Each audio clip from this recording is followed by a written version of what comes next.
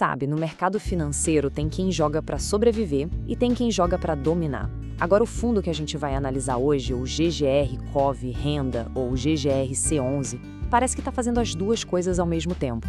Ele quase quebrou, mas voltou com uma fome, um apetite por aquisições que rendeu até um apelido bem curioso. Vamos entender que virada foi essa. Olha só esse número aqui, 196.650. É essa a quantidade de cotistas, de investidores pessoa física que o GGR-C11 tinha, de acordo com o último relatório gerencial, o de setembro de 2025. Para a gente ter uma ideia disso, é mais gente que muita cidade por aí no Brasil. É quase um exército de gente apostando na recuperação e principalmente nessa nova fase de crescimento do fundo.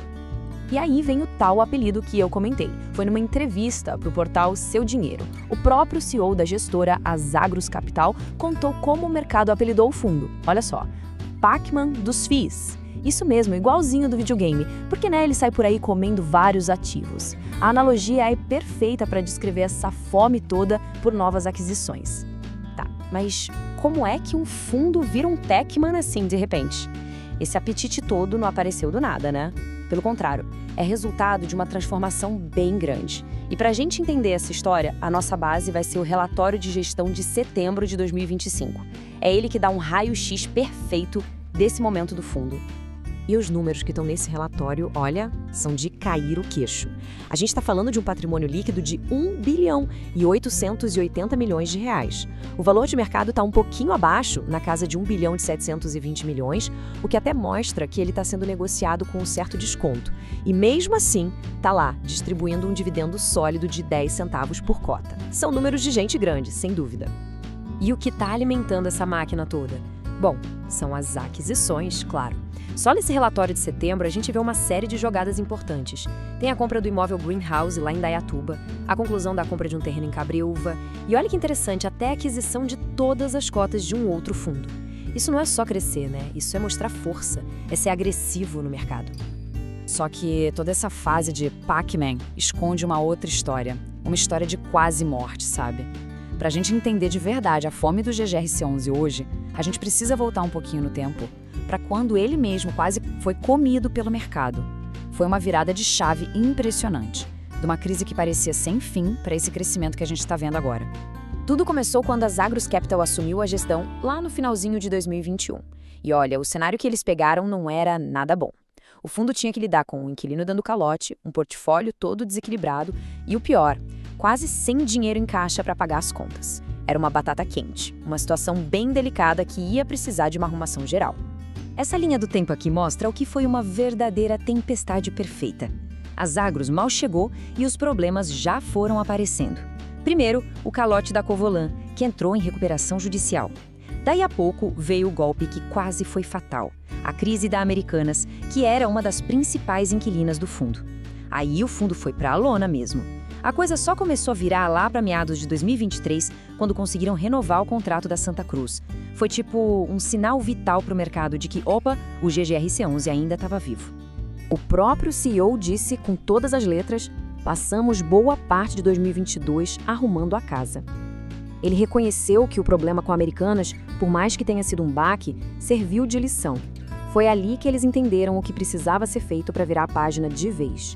Foi um verdadeiro batismo de fogo que obrigou a gestão a repensar tudo, principalmente a ideia de diversificar mais os inquilinos e os ativos. E foi justamente dessa crise, dessa lição dolorosa, que nasceu a tal da estratégia Pac-Man. A gestão sacou que o fundo precisava ser mais forte, mais diverso, mais rápido. Mas fica a pergunta, como é que se cresce rápido sem ter dinheiro em caixa? A resposta para isso é o ponto central da nossa análise. É uma tática muito engenhosa que transformou o próprio fundo na sua maior arma. A grande ferramenta é essa aqui, o pagamento em cotas. É simples de entender. Em vez de tirar dinheiro do caixa para comprar um imóvel, o GGR-C11 cria novas cotas dele mesmo e paga o vendedor com essas cotas. É um jeito super inteligente de crescer sem gastar o capital que tem, sabe? A cota do fundo vira literalmente uma moeda de troca. Mas calma, não é tão simples assim. Como o próprio CEO explicou naquela entrevista, para essa estratégia funcionar, o vendedor do outro lado precisa topar receber cotas em vez de dinheiro vivo, né?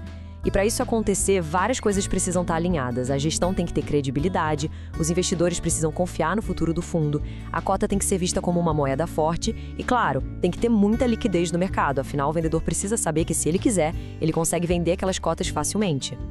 E aqui a gente tem um exemplo prático de como isso funciona. O portal Status Invest noticiou isso. O GGRC11 foi lá e ofereceu 214 milhões de reais por um galpão da Renault que pertencia a outro fundo. E o pulo do gato? O pagamento foi feito 100% em cotas do próprio GGRC11.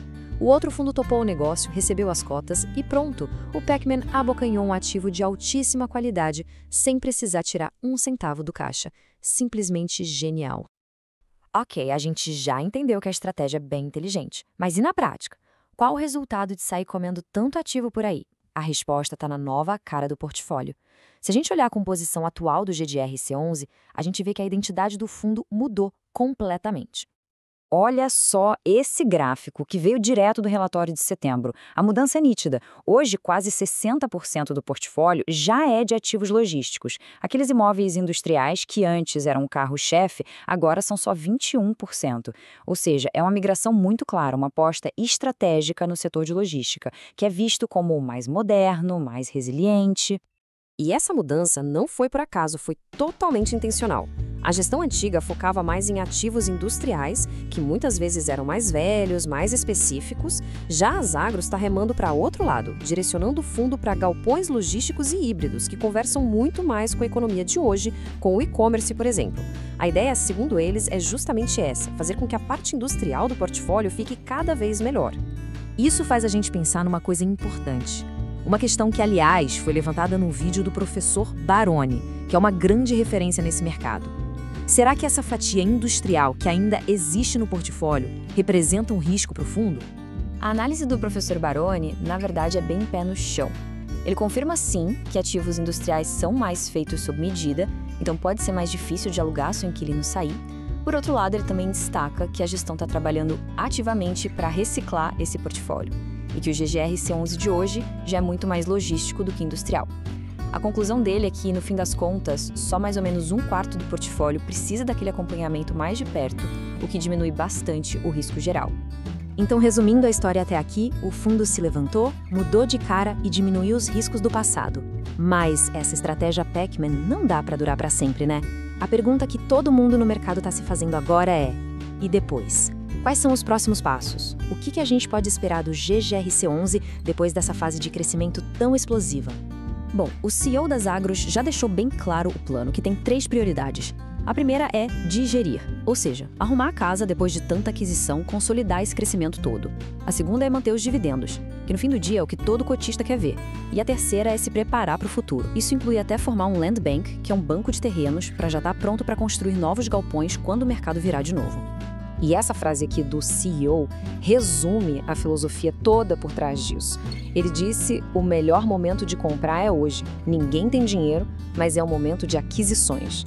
Quer dizer, o GGRC11 se aproveitou justamente do momento de juros altos, quando todo mundo estava com o pé no freio, para ir às compras. É uma mentalidade que vai na contramão, oportunista, de buscar coisa boa e barata quando está todo mundo com medo. E foi assim que o GGRC11 deixou de ser a presa para virar o predador. Mas a história mostra que todo Pecman, uma hora ou outra, encontra os seus fantasminhas, né? A grande questão que fica no ar é: essa estratégia super agressiva que nasceu no meio de uma crise, ela se sustenta a longo prazo, em tempos de mercado mais calmo? Essa é a pergunta de R$1 bilhão, ou melhor, de quase 2 bilhões, que o mercado e aqueles quase 200 mil cotistas vão acompanhar de perto.